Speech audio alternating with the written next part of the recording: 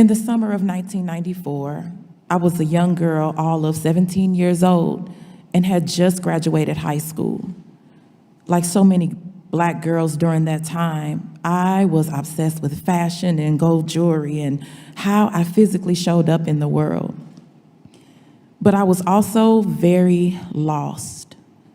For all of my life, I had been a straight-A student with dreams of attending college and becoming a nurse. But high school early on was difficult for me. I was discriminated against, bullied, and as time passed, my grades slipped, and along with it, the dream of attaining a full scholarship to a historically Black college. That summer, I was just happy that I passed my classes and that I finished high school. Shortly after graduating, I went on a church trip to Jackson, Mississippi. I had many friends on that trip, and while there, I met a boy, a friend of a friend. He was a little older than I was, about maybe 20 years old. That first day we met, we flirted, we talked on the phone. While on the phone, he asked me, could he come over to my room? I was bunking with a friend and hanging out and said he could stop by. But he didn't show up for a few hours, and by the time he did, it was so late that my friend and I had gone to bed. I answered the door and quietly told him he could come in, imagining that we would talk and laugh like we had done over the phone. But the next thing I knew, he was on top of me, messing with my clothes and not saying anything at all. What is happening? I thought. I didn't know what to do. I was frozen in shock, just laying there as his weight pressed down upon me.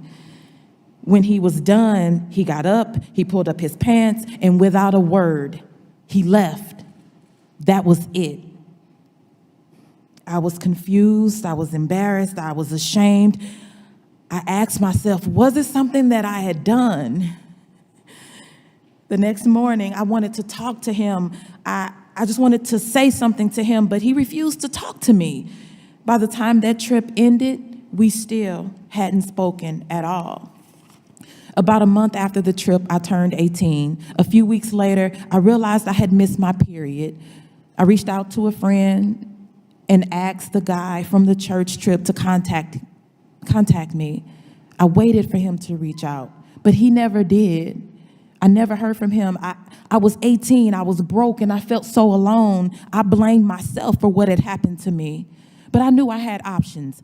I had known other girls who had gone to a local clinic to get birth control and some who had gotten abortions. So I looked through the yellow pages and scheduled an appointment. During my first visit, I found out that I was 9 weeks pregnant, and then the panic set in. How could I make this pregnancy work?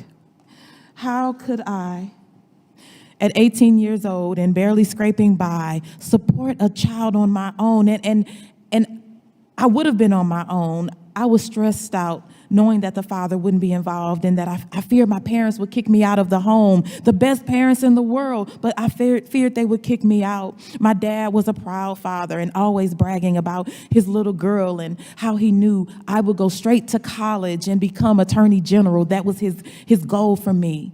So with no scholarship intact and college out of the foreseeable future, I couldn't bear the thought of disappointing my dad again. I knew it was a decision I had to make for myself, so I did. My abortion happened on a Saturday. There were a few other people in the waiting room, including one other young Black girl. I overheard the clinic staff talking about her, saying she had ruined her life, and that's what they do, they being Black girls like us. Before the procedure, I remember going in for counseling and being told that if I moved forward with this pregnancy, my baby would be jacked up because the fetus was already malnourished and underweight. Being told that if I had this baby, I would wind up on food stamps and welfare. I was being talked to like trash, and it worsened my shame. Afterwards, while in the changing area, I heard some girls, all white, talking about how they were told how bright their futures were, how loved their babies would be if they adopted, and that their options and their opportunities were limitless. In that moment, listening to those girls, I felt anguish. I felt like I had failed. I went home, my body ached, and I had this heavy bleeding. I felt so sick. I felt dizzy, nauseous. I felt like something was missing. I felt alone, but I also felt so resolved in my decision. Choosing to have an abortion was the hardest decision I had ever made. But at 18 years old, I knew it was the right decision for me. It was freeing, knowing I had options. Even still, it took long for me to feel like me again until most recently when I decided to give this speech.